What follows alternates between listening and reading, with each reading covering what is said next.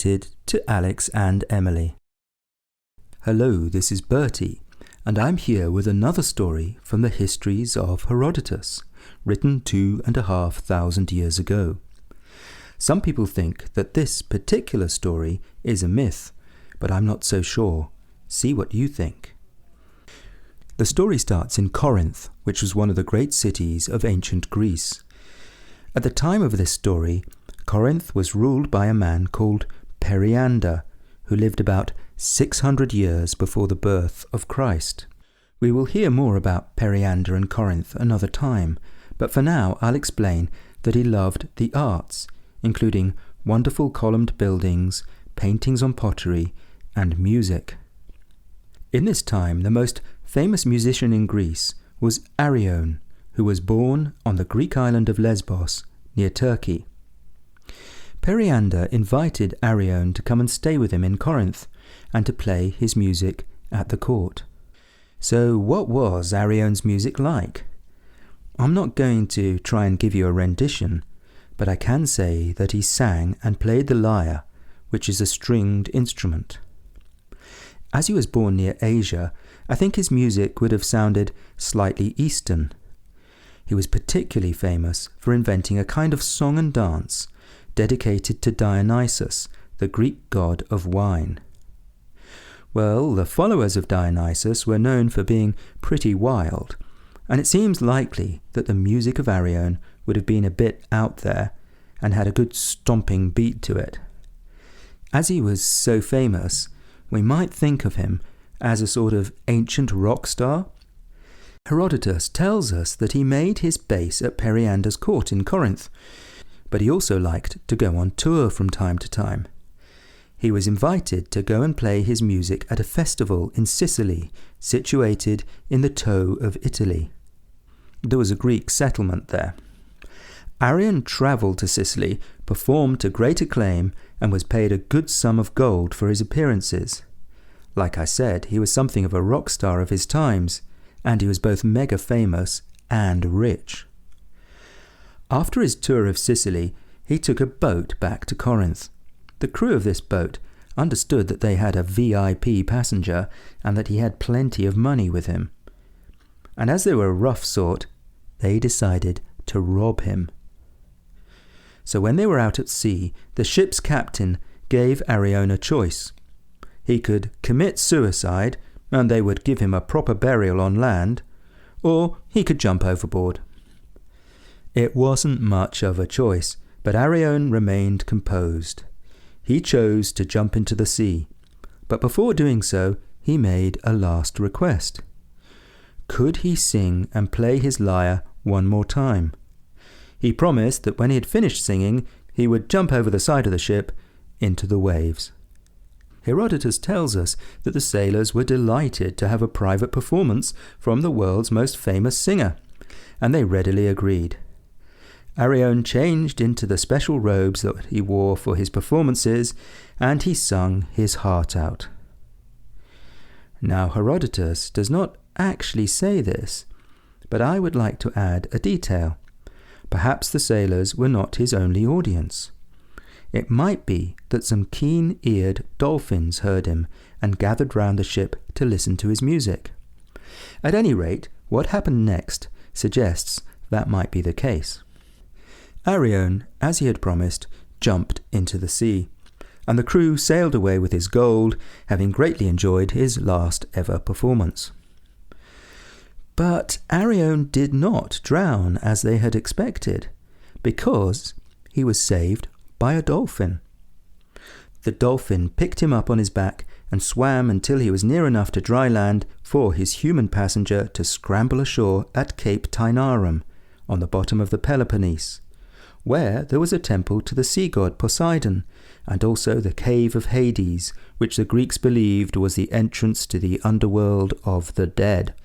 From there, a wet, but very much alive, Arion made his way back to Corinth, where he told Periander the story of the robbery and of his incredible rescue by the dolphin.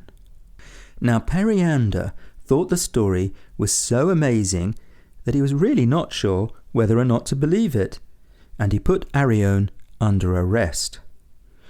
When the boat that had carried Arion arrived at Corinth, he summoned the crew to his palace. "And what news do you have of our famous singer, Arion?" he asked. The crew replied that he was still in Sicily and doing well.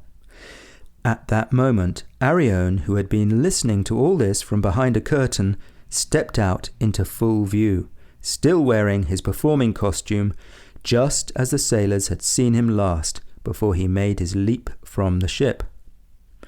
They were so struck with amazement that they weren't able to deny their dastardly plot.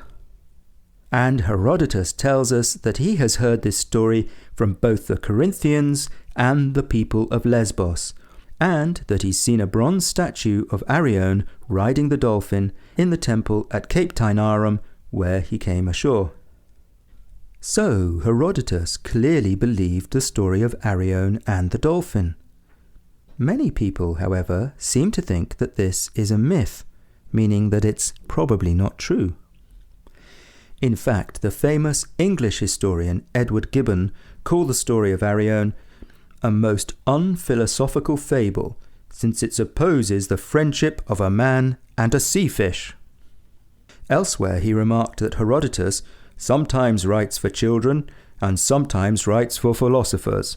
I think he's using the word philosophers in the meaning of those who love wisdom and truth. But is the story so unlikely? The sea, of course, is mainly full of fish. But dolphins live there too, and they are unusual because, like us, they are mammals. Mammals are animals that feed their offspring on breast milk. Dolphins form close families, protect one another, even give each other gifts, speak to each other with sounds, and generally act in ways that are not entirely different from us humans. So Gibbon, writing in the 18th century, was wrong to call them sea fish. In fact, we have modern stories of people making friends with dolphins. In the year 2004, the British long-distance swimmer Adam Walker was swimming across New Zealand's Cook Strait when he noticed a great white shark beneath him. To his great relief, a pod of about 10 dolphins kept him safe until the shark swam off about an hour later. In the same year, also in New Zealand, a lifeguard called Bob Howes reported that dolphins protected him and his 2 daughters from sharks. And there are many other such stories. When I was growing up, my favourite part of a family trip to the safari park was to see the dolphin show. The trainers could command the dolphins to perform tricks like jumping through hoops, and sometimes a trainer swimming in the pool would hold on to the dolphin's fin, and the dolphin would pull him or her through the water. So while I think it's not possible that Arion actually rode on the back of the dolphin because he would have slipped off, it's not so completely impossible that dolphins helped him and maybe he held on to one of them. However, I have to say that perhaps I'm letting my feelings affect my judgment. If you've ever listened to Story Nori, you probably know that I have a soft spot for stories about animals who are friends to humans. Perhaps I'm inclined to believe the dolphin story because I want to believe it. We will never know the truth about Arion and the dolphin for sure, but we do know that Periander, tyrant of Corinth, did exist, and that there were Greek settlements in Sicily in the west, and that Greeks lived on the eastern side of the Mediterranean Sea on islands near Turkey. These widely spread Greeks had different rulers, but they shared a language, religion, and culture, and they were connected by sea trade. It's perfectly possible that Periander invited a popular singer called Arion from Lesbos to come and stay with him in Corinth, and that Arion travelled to Sicily, and that he was robbed at sea.